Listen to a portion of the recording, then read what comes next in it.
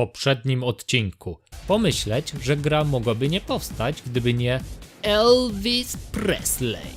Kontynuując. A przynajmniej podobnie wyglądający człowiek z plakatu, który niczym jak słynny amerykański wujek sam wskazując palcem zachęca do dołączenia do projektu zwane PlayStation Creator Audition Mashup Project. W skrócie CAMP, które dawało finansowe i merytoryczne wsparcie w celu wykonania i wydania gry na sprzęt Sony. Ogłoszenie te zauważył Yohei Kataoka, który to wcześniej zarabiał na życie projektując na zlecenie strony internetowe, a w 2007 roku założył własną firmę o nazwie Crispies, gdzie siedziba w tamtych czasach mieściła się w pokoju o wielkości około 10 m2.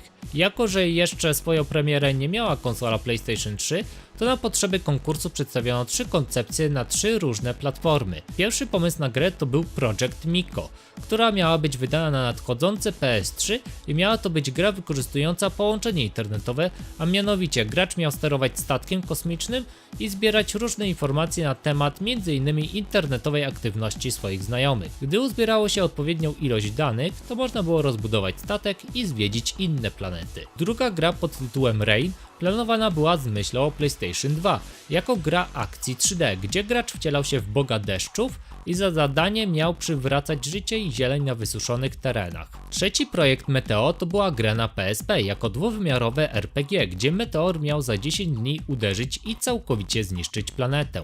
Głównymi bohaterami tej produkcji była para, w której gracz był świadkiem ich ostatnich chwil, jakie im pozostały na tej planecie przed jej nieuchronnym końcem. Była to jedyna z 3 gier, która była już przez ekipę Kataoki tworzona w tym czasie.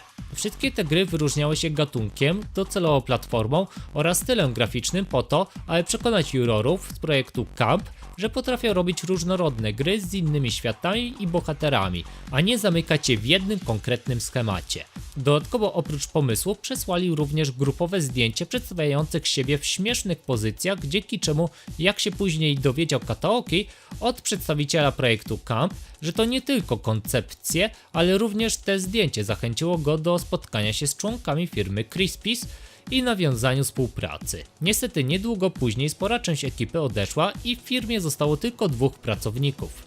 Aby przekonać, że da się zrobić grę we dwójkę, to zaczęli wymyślać przeróżne koncepcje na gry i to są 3 z nich. Planet and the Baby. Na planecie nagle pojawia się olbrzymich rozmiarów Bobas i gracz miał za zadanie zaopiekować się nim, aby bez większych przeszkód osiągnął dorosły wiek. High Speed Hikyaku. Gra umiejscowiona została w Japonii w okresie Edo i gracz sterujący kurierem miał za zadanie w jak najszybszym czasie dostarczyć przesyłkę do klienta.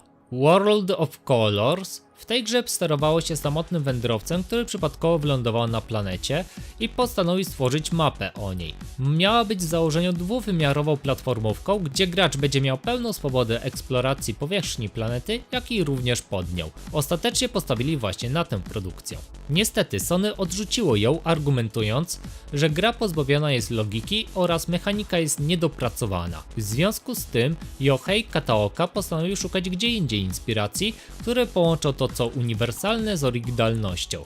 By to osiągnąć, postanowił podejść do pomysłu z takim schematem, gdzie połączy 2 uniwersalne elementy i w niedługim czasie dodał do siebie wymarłe, opuszczone miasto jako popularne miejsce akcji w wielu filmach science fiction oraz zwierzęta, które by przetrwać będą musiały non-stop polować na jedzenie i nie dać się zabić przez przedstawicieli innych gatunków. Obecność stworzeń wzbogacało grę o ten element logiki zabawy, którego brakowało w ich poprzedniej odrzuconej koncepcji. Do umiejscowienia gry w Tokio przyczynił się również album słynnego fotografa Masataka Nakano pod tytułem Tokyo Nobody, gdzie artysta przedstawiał zdjęcia pozbawionych obecności ludzi w różnych miejscach w mieście. Yohei Kataoka przez przypadek trafił na tę fotografię i był pod tak wielkim wrażeniem, że postanowił wykorzystać parę zdjęć i dorysować od siebie zwierzęta. Gdy z takim świeżym pomysłem podszedł do przedstawicieli Sony, to oni go zatwierdzili, dzięki czemu gra mogła wejść już w fazę produkcji.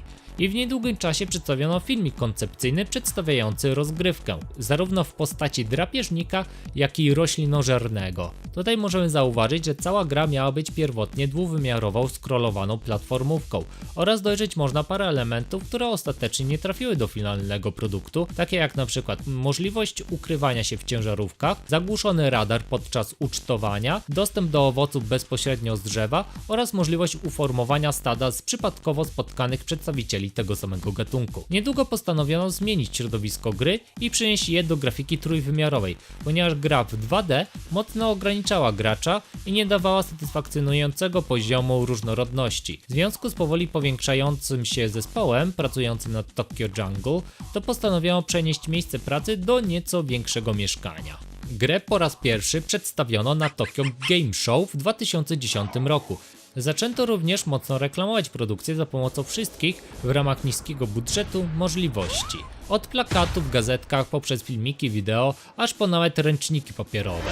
Gdy przychodził moment na zaprojektowanie okładki na pudełko, to dział sprzedaży i marketingu chciał, aby na nim pojawiły się walczące ze sobą zwierzaki. Jednakże Yohei Kataoka przekonał ich, aby pozostać przy pierwotnym zamierzeniu, argumentując tym, że ta okładka lepiej oddaje nastrój gry, a powód, by właściwie twarzą gry był pies rasy szpic, wyszedł stąd, że te psy prawie że zawsze są widziane w towarzystwie ludzi i w tym specyficznym zestawieniu przekazują nam informację, że Tokio jest miastem całkowicie opuszczonym przez ludzi, a zwierzęta nawet tak małe i z pozoru nieprzystosowane do życia bez obecności człowieka będą musiały szybko zmienić swoje nawyki.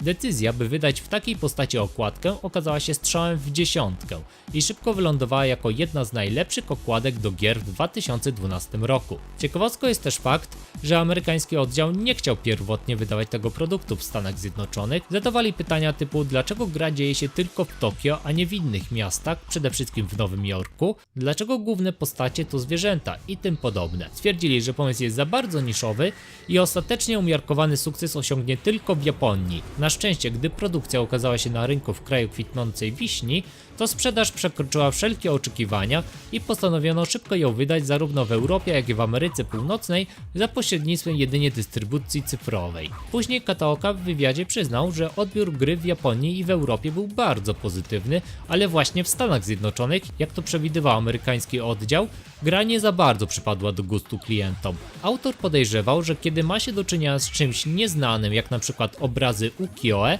to potrzeba czasu, aby je zrozumieć i być może tak samo trzeba trochę dłużej pospacerować po terenach Tokio małym szpicem, aby poczuć nastrój gry. A jakie są wasze domysły na temat, czemu w Europie lepiej przyjęto tę produkcję niż w Stanach Zjednoczonych? Czy uważacie, że gra lepiej się prezentowała na filmiku koncepcyjnym, czy też lepiej jak ostatecznie zostało to przerobione na trójwymiar?